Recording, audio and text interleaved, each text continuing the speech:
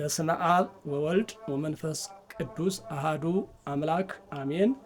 ክቡራንና ክቡራት የእግዚአብሔር ቤተሰቦች እንኳን ለበዓለ ሰሙነ ሕማማት በሰላም አደረሳችሁ አደረሰን። አምላካችን እግዚአብሔር ስሙ የተመሰገነ ይሁን። ይህ ሳምንት ከነገ ሰኞ ጀምረን ሰሙነ ሕማማት በማለት እናከብረዋለን። አምስቱን ቀን ማለት ነው። እስከ አርብ ሰሙነ ሕማማት ይባላል። ይሄ አምስቱን ቀን ስናከብር ደግሞ 5500 ዘመን የነበረውን የመከራውን ዘመን የምናስብበት ነው። 5500 የነበረውን ዘመን በአምስት ቀን ስናካፍለው 5500 ዘመን ለአምስቱ ቀን ስንት ቀን እንደሚደርሳቸው ስንት እንደሚደርሳቸው ይህንን እናንተ ሂሳብ ስሩበት። ግን በዓሉ በ5500 ዘመን ውስጥ ያሉትን የነበሩትን የመከራ ዘመን የፍዳ ዘመን የምናስብበት ነው። ለዚያም ነው በሰሙነ ሕማማት ውስጥ በስመ አብ ተብሎ ቡራኬ የማይደረገው፣ በስመ አብ ወወልድ ወመንፈስ ቅዱስ ተብሎ የሥላሴ ስም የማይጠራው። በዘመነ ኦሪት የሥላሴ ስም ስለማይጠራ ነው። ሲቀጥል መስቀል ቡራኬ የለም፣ ይህም በዘመነ ኦሪት ስለሌለ ነው። ፍታት የለም፣ ይህም በዘመነ ኦሪት ስለሌለ ነው። እነዚህን ወዘተ እነዚህን የመሰሉ በዘመነ ኦሪት የሌሉ የማይደረጉ ድርጊቶች አሁን በዚህ ሳምንት ውስጥ አይደረጉም። ያን ዘመን የምናስታውስበት ስለሆነ ቀድሞ አባቶቻችን በዘመነ ኦሪት በፍዳ ስለነበሩ ያን ፍዳውን መከራውን ነው የምናስታውሰው ማለት ነው። ሲቀጥል ደግሞ የጌታችን የመድኃኒታችን የኢየሱስ ክርስቶስን መከራውን የምናስብበት ሳምንት ነው። አይሁድ በኢየሱስ ክርስቶስ ላይ ምን ያህል መከራ እንዳደረሱበት፣ ምን ያህል ስቃይ እንዳደረሱበት ይህንን የምናስብበት ሳምንት ነው ማለት ነው። ለዚህ ነው ሰሙነ ሕማማት ማለት። ሕማማት ማለት መከራ ማለት ነው። የመከራ ጊዜ ማለት ነው። 5500 ዘመን የመከራ ዘመን ነው። ያንን ስናስብ እነዚህን አሁን ያልኳቸውን ድርጊቶች አንፈጽምበትም፣ የመከራ ዘመን ስለነበረ።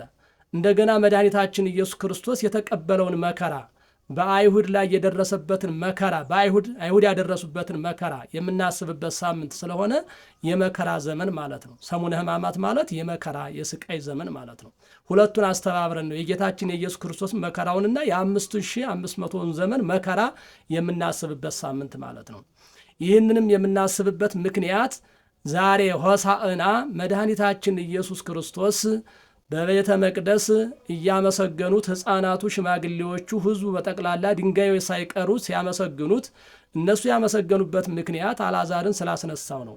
መድኃኒታችን ኢየሱስ ክርስቶስ አልዓዛርን ሲያስነሳ ያዩ ሰዎች ተደነቁና መድኃኒት፣ እውነተኛ መድኃኒት፣ ትክክለኛ መድኃኒት ይህ ነው እያሉ ሲያመሰግኑት አይሁድ ቅናት አደረባቸውና ስጋዊ ቅናት አድሮባቸው መድኃኒታችን ኢየሱስ ክርስቶስን ሰቅሎ ለመግደል አሰቡ። ይህንን ሐሳብ መቼ አሰቡት? እሁድ በሆሳዕና መድኃኒታችን ኢየሱስ ክርስቶስ ወደ ቤተ መቅደሱ ሲገባ ከዚያ የሐሳቡን አሰቡና ምክሩን ሰኞ ጀመሩት። ሰኞ፣ ማክሰኞ መከሩ፣ ረቡዕ ምክሩን ፈጸሙት። ከዚያ አርብ ለስቅላት ለሞት አበቁት ማለት ነው። ይህን ሳምንት በዚህ ምክንያት መድኃኒታችን ኢየሱስ ክርስቶስ የሚደርስበት መከራ ስለተመከረበት፣ አይሁድ ያሰቡት ምክር የመከሩት ምክር ስለተፈጸመበት ወይንም ስለተመከረበት እሱን በማስታወስ የምናከብረው በዓል ነው። ለእኛ ግን ክብር የምናገኝበት ታላቅ በዓላችን ነው።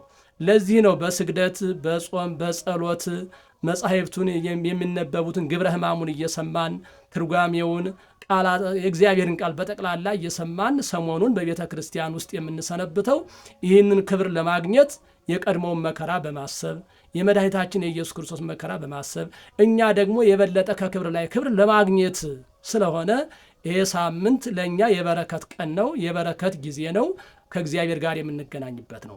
ይህን ስናከብር ግን ደግሞ ሳምንታቱ ለየራሳቸው ስያሜ ያላቸው። ምሳሌ ሰኞ ምን ተብሎ ይሰየማል? ምኩራብ ወይንም ደግሞ በለስ ተብሎ ይታሰባል። እንደገና አንጽሖተ ቤተ መቅደስ ተብሎ ይታሰባል። መድኃኒታችን ኢየሱስ ክርስቶስ በቤተ መቅደስ የነበሩትን አይሁድ ሲሻሻጡበት ሲለውጡበት የነበረውን እርግቡን፣ ላህሙን፣ በጉን እሱን አስወጥቶ ቤተ ጸሎት ትሰመይ ብሎ የጸሎት ቤት አድርጓት ነበርና በዚህ ምክንያት ነገ ያ ሲታወስ ይውላል። አሁንም መድኃኒታችን ኢየሱስ ክርስቶስ ተርቦ ሳለ በለሷ ለምልማ ስላያት ፍሬ ያገኛለሁ ብሎ ቢሄድ ፍሬ አላገኘባትም። በዚህ ምክንያት በለሷን ረግሟታል። ከዚህ በኋላ ፍሬ አይገኝብሽ። ይህ ማለት ደግሞ ፍሬ ማለት በለስ የተባሉ ቤተ እስራኤል ናቸው ማለት ነው። እስራኤል ምግባር ትሩፋት ሰርተው ለእግዚአብሔር የሚያበቃ እግዚአብሔርን ደስ የሚያሰኝ የበረከት ስራ አይሰሩምና ከዚህ በኋላ ከነሱ ፍሬ ትሩፋት ምግባር አይገኝም ሲል በለሷን ረግሟታል። በበለስ አንጻር ኃጢአትን ረገማት ይላል። በበለሷ አራት ሌላው በኃጢአትን ከዚህ በኋላ ኃጢአት ከሰው ልጅ አይገኝ ማለት ነው። መድኃኒታችን ኢየሱስ ክርስቶስ ተሰቅሎ ሥጋውን ቆርሶ ደሙን አፍስሶ ከሰጠን በኋላ በሰው ልጅ ኃጢአት አይገኝ ለማለት ረገማት። ከዚህ በኋላ ፍሬ አይገኝብሽ ማለት ከዚህ በኋላ የሰው ልጅ ኃጢአት ሰርቶ የሚደየንበት የመከራ የሚያገኝበት ጊዜ አይደለም ለማለት ነው። በሌላ በተዘዋዋሪ ማለት ነው። እነዚህን በዓላቶች በማስታወስ የምናከብርበት ታላቅ በዓላችን ነውና እንኳን አደረሳችሁ።